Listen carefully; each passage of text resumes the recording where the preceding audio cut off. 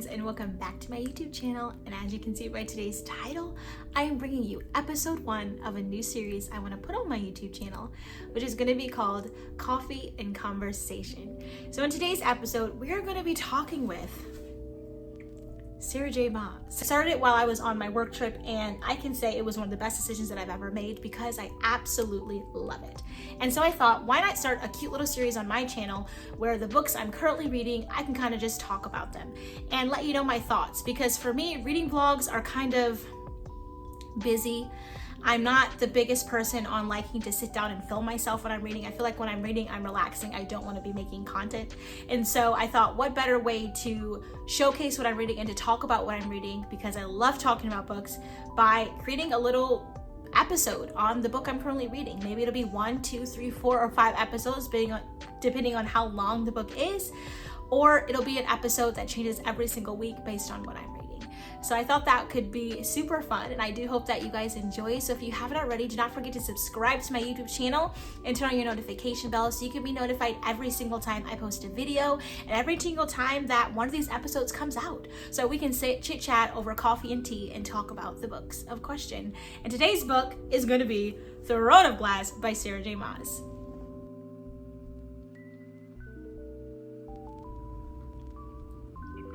I literally only got phone.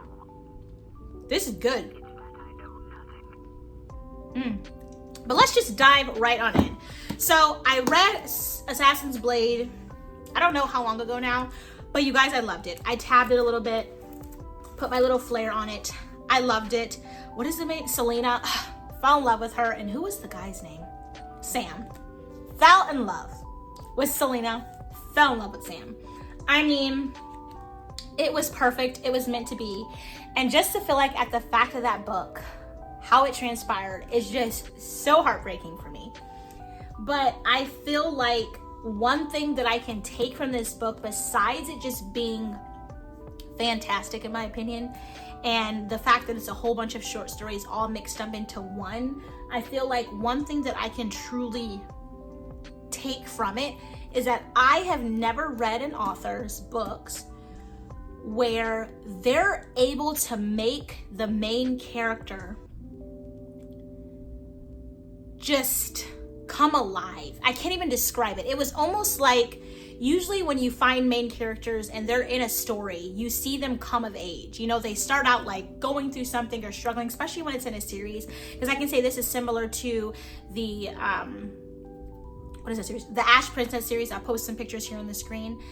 It was like that series where I believe her name was Theodosia. I don't remember. I'll post her name on the screen. But regardless, the main character, she started out unsure of herself. I mean, she was super young. I think she was 15, 16, 15. So she was super young, super unsure of herself. And you just kind of saw her through each of the books, all 3 of the books, till the end, to where she finally stood into that role of being the boss she needed to be for her people. Same goes with the series by E.S. Christensen, the Blameless series, that as well. And book 3 will be coming out soon. I'm super excited about that. And I'll be sure to link the Ash Princess and the Blameless series down below. But that's a middle grade, the Blameless series. And that follows the same thing, where the main character, Brianna, starts out really unsure of herself. She's super young, really immature. But then now into book 2, she's this boss lady for her people. And that's what you want her to be. And so I feel like that's usually how the books go. I feel like I haven't even read anything that I can think of now where the main character starts off like so tough and so sure of herself to be broken down. And that's what this book did. It started out with Selena being the top tier, toughest person, you know, spot on, the best assassin out there. I mean, a prodigy. She has everything in line. You know, people respect her. You know, she's just stealthy. She's confident, cocky, sure of herself. Her ego's really large. She's super proud. Like, that's just what you saw. And she exuded that based on how Sarah wrote. It's just like there were certain things in her that I almost thought while reading, like, man, I wish I had confidence like that. Not that prideful kind of way where like, I'm better than everybody. I can do it better than you. Don't even try. But just that confidence of like, I can walk into a room and already know I got it because I was meant to be here. If I wasn't meant to be in the room, I wouldn't be in it. And that's just what I feel like the character Selena gave off so strongly. And so that's why when you watch the romance between Sam and Selena form, it was almost like you are then finally able to see that little soft, bubbly, unsure of herself girl finally kind of come to the surface, and only he was able to bring that out of her. So that was something that I just enjoyed so much from Assassin's Blade, was the fact that you were able to see this super strong character in the beginning. I don't want to say become broken, because that was really hard to read, but I think for the better, it allowed her to, I could say, realize all the parts of herself. I feel like it's super common to see a character not know who they are and then get there, versus see a person who thinks they're there but then realize there's a lot of other layers of them that they never really understood. Like, they didn't think that it would actually be there, whereas you see other characters, they know they don't have it, and they know they're going to learn about themselves. So I love the opposite way that the book kind of took, the author kind of took you in that way, and it just kind of lets you. I also just liked how strong she made Selena. I don't know, I love that. I think to have a main character know that she has it, but now can see that there are weaknesses, is making her even stronger than starting out with a character who doesn't think she can have it and makes her stronger. She's never had something broken. I don't know if that makes any sense what I'm trying to say, but I just love this book. It was devastating. I cried. I was mad. I think it didn't take me too long to get done with it, but it just was hard. Like, at the end of just how it went with her and Sam, it was just a lot. But what I can say is I'm glad that at the end of this book, although it felt like Selena's luck really ran out towards the end, I love the romance that her and Sam had, because he cared for her to a point that I don't think I've really read in terms of, like, in the romance kind of way of a character caring about another one. Well, I could say maybe Blaze and from the Ash Princess series, it was similar to, like, the care that he had for her. So I could say that was about the closest I can think of. But it was just so beautiful. And what I really liked is that although throughout the book she was being broken down, Sam was that thing that held her together. And so although at the end she went through a lot and it ended really sad, I feel as though she was able to experience love.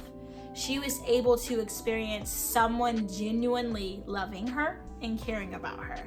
And so I think that was really beautiful, because in the beginning of the book, you thought she had it all. It seemed like she did. You know what I mean? Who was the person who was Anbaron?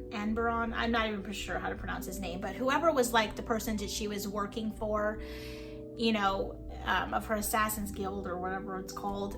You know, in the beginning, you thought he had her best interest at heart. You thought that he loved her. You know, you thought that he cared about her. You thought that she was someone that he actually did care for.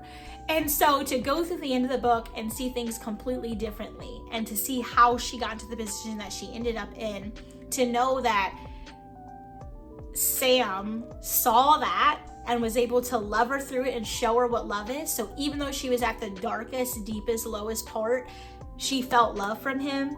And even though it ended really sad, she was able to experience that. So that's what I can say is one takeaway I can take from this book, is that I love how Sarah was able to show such a powerful character have to be broken, but be broken in the best way possible, because now she's learned more about herself. She knows her weaknesses. She can see them, but she can also see her strengths, and she can see that she can overcome her weaknesses. But also it showed her a sense of value, I feel like, for herself that she thought she had.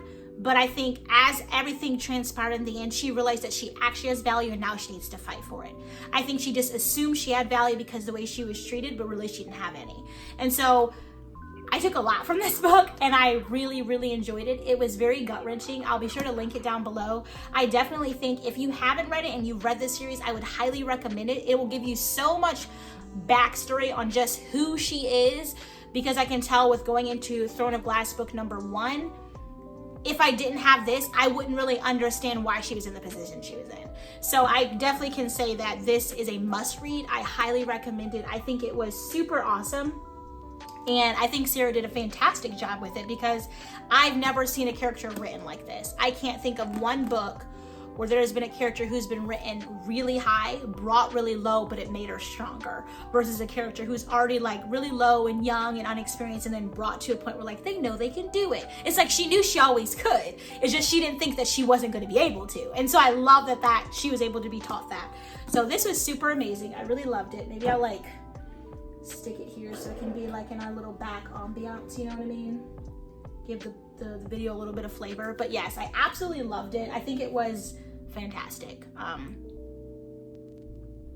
And yeah, let me know down below what you're drinking, if you are drinking anything, because this little thing is just fire right now. But let's dive into this. Let's dive into her. I started this in Spain. I'm not too far in. I think I'm on chapter 10.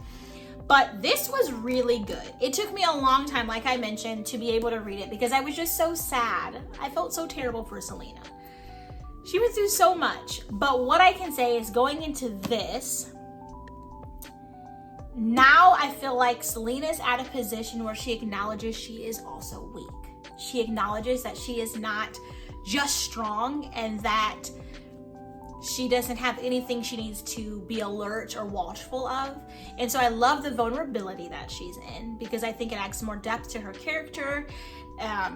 It makes her, I think gives her a little bit of I wouldn't say wisdom, but just a little bit more of like mental clarity of like you're making a decision and you have to realize where you stand. And I think that I really love about it, but also she still has her spunk and her fire and her wittiness and her sharp tone and her attitude. I think that's also super awesome because that's one thing that I absolutely loved about her to begin with. But I guess if you don't want any spoilers, I would say don't finish the rest of it. But I mean, if you do, you do. But I just really want to talk about books. That's what I like. So I'm sorry. There might be some spoilers. But at the end of Assassin's Blade, she was sent to that mining camp. I think it was like a mining camp or something, because she was betrayed. And she was betrayed by the one person who she thought had her back from the beginning, and clearly that jerk did not. But what I love about Sam, like I was saying, is that he loved her through it, and he cared for her enough that he hoped that she would be able to be what he needed her to be. He wanted to protect her, he wanted to be there for her, and he just fell so short. But so then for her to be brought to that really low point, she was captured, arrested, just betrayed. We ended the book of Assassin's Blade with her in that like prison camp, and that was it. And that was really devastatingly hard to see because I think she was in shock for herself, and I think still super naive as to who put her in that position. And I really want to know when she's gonna find out. I don't know what you would call him, like her Assassin's Guild leader. I don't even know. I'm not good on like the lingo of all the fantasy stuff, but Anbaron, I'll put his name on the screen, but him, I think it'll be really interesting when she realizes that he put her in that position and betrayed her. I felt like at the end she kind of almost got it, but I don't think that she fully comprehended it because she was so just overwhelmed by what was happening. So I definitely think it'll be super interesting for her to understand that and what is she going to do with that knowledge. But at this point in the book, she has now been released, you could say, from the mining camps and brought into the castle because the prince, what is his name? Dorian.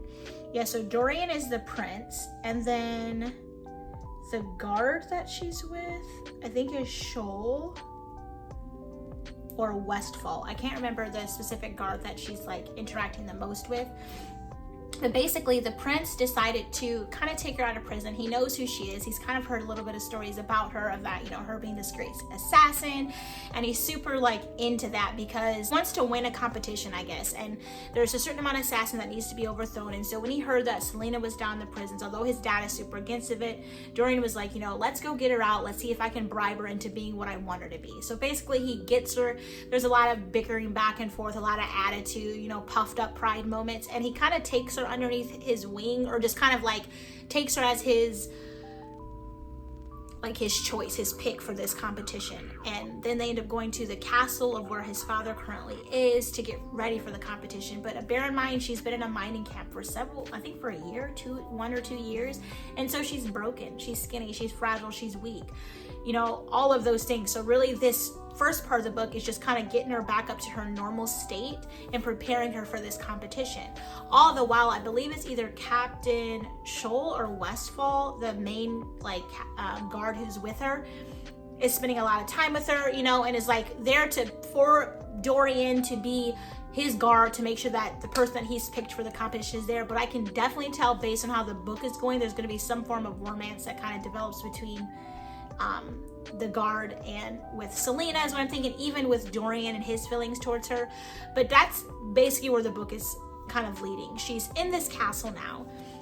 She's under complete watch and guard, and now she's getting ready for a competition, because if she can win this competition, she will ultimately be given her freedom, and that's something that she's never had. So when you think back to Assassin's Blade, I feel like you thought she had all this freedom because she had all the money. She had this assassin's leader who loved her and gave her all these things and gave her all these good jobs, and she was super intense and super strong, and she could do so many things. So you thought she had this level of freedom, but actually she didn't. And towards the end of the book, you realize that she was being bought and bribed, and she was never given her freedom. And so the point that she actually in this book was given freedom and actually chose to step away was the moment she was betrayed and put in this position that she was in.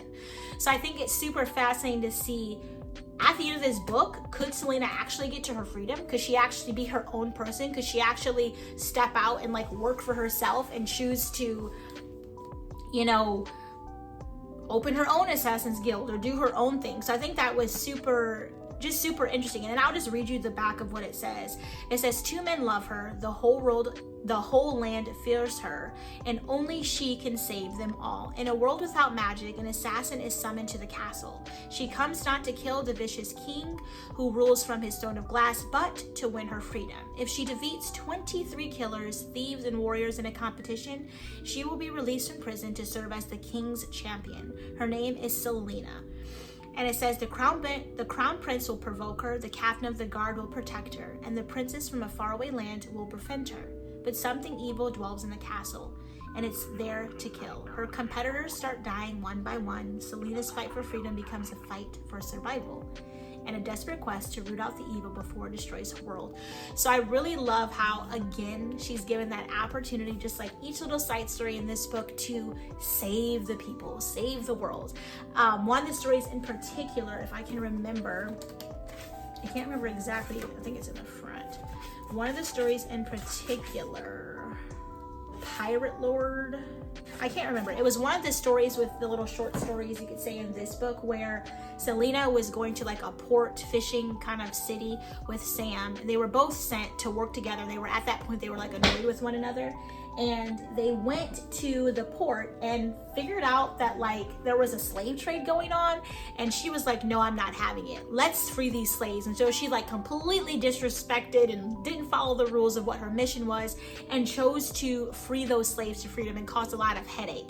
And so I love how in that aspect of it, she was given that opportunity to do that. Then there was another part in the desert version of this, the story of that, where there was someone that she befriended who ended up trying to kill everybody, that she had to actually defeat again. So I absolutely love when she's given that opportunity to save the people. But what is really cool about this is, again, she's gonna have these 2 people who are in love with her. One of them who's just trying to get underneath her skin and provoke her, the other one who wants to protect her, someone who's going to befriend her, but then there's also something she needs to do to protect herself, but then also to save the people. So what I find is that although Selena is this bad, tough, super confident person who now knows how vulnerable she is, and you would think because she's cocky, she's not as cocky, I don't think, now in this book, but because she has those that high ego, that tough girl, I can do anything, no one can touch me, I absolutely love to see her selflessness. And I think that was one of the things that really stuck out with me in this book as well. And then now reading the back of this and knowing that we're going to get to that point, is that she's selfless. And although she's been tasked to do assassin work and slay all these different people who are thieves and killers and warriors and just different things, and killing people for some other evil person's gain, deep down her heart is good, and she cares, and she wants to help. And I think I cannot wait to see her get her freedom, because I know when she gets her freedom, to see how she uses that for the good versus for the hand of some evil king or wretched person, but instead to use it for the good.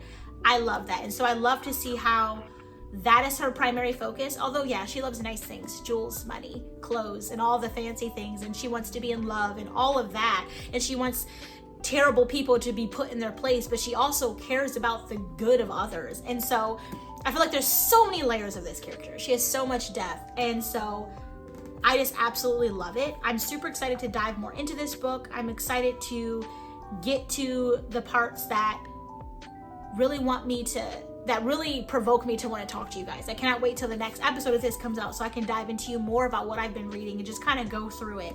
But yeah, I think it's great. Let me know down below if you've read either of these books, if you finished the series, if you read her other series, which I believe is called A Court of Thorns and Roses, which I have book 1 over there. I think it's the only other one of hers that I have. Oh, and then I also have the Crescent City book number 1 too, that I don't know when I'm gonna get into any of those. But yes, I am loving it so far. I know that so many people recommended her books, saying that they were fantastic. Some of you guys have literally gotten through all of them and finished every last one of the books she's ever read. I am a slow reader. I'm doing my best. But that's what I can gather from these first books that I have read from her in this series. I love it. I can say if I could be a character in a book, I would want to be a character in a book that has some fantasy in it for sure. And it's not that I would need to be the main character, but I would love to be someone who could befriend someone like Selena. Someone who can be tasked maybe with a different purpose or, a role, but someone who works closely with her to accomplish something for the greater good. I absolutely love that. I love just like an onion. You slice her, there's something else. You learn something else about her. I feel like she's this character who's been given just such a broad range of personality and depth and feelings and emotions and strengths and weaknesses, but it all collectively makes her this really amazing character. And so there hasn't been anything in this book so far that I have not liked about this character. I think the biggest thing that is hardest to watch is she ever going to get to a point where she finds those people who stick with her? Or is it going to be the guard, for example, in this book, just like Sam in the previous book, they fall for one another. I doubt it'll be Dorian just because he's like the king's son. I just don't think that'll be a thing, but maybe.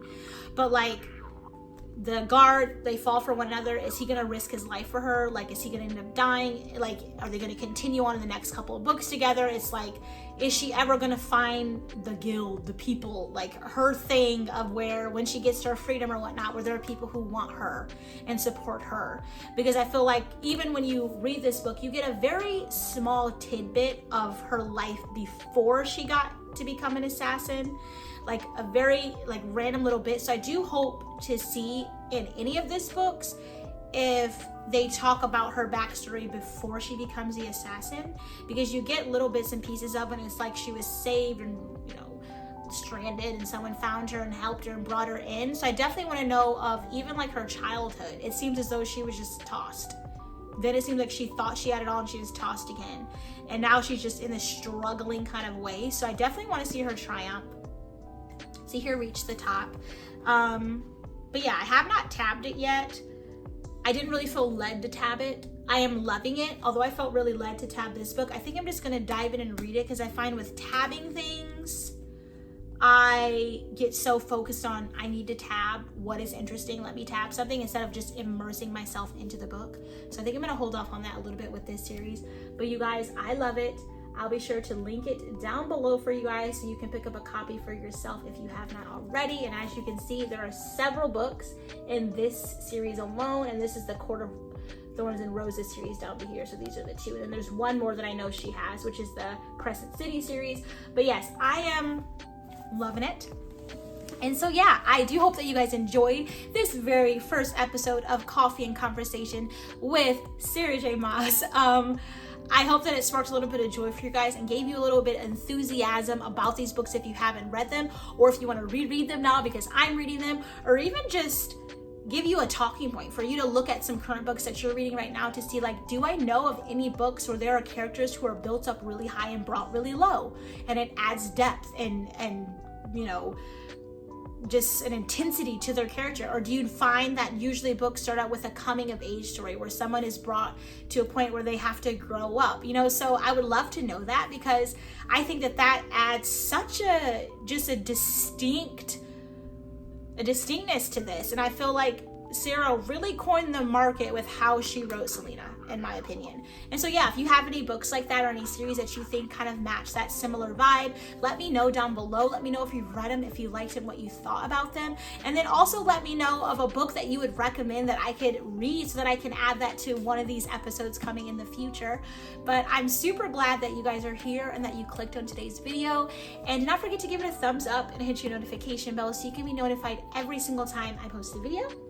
And subscribe to my YouTube channel and join the Bookish fam because we're so nice and we have so much fun together. And I'm gonna finish my coffee because it's so good. It looks so freaking amazing.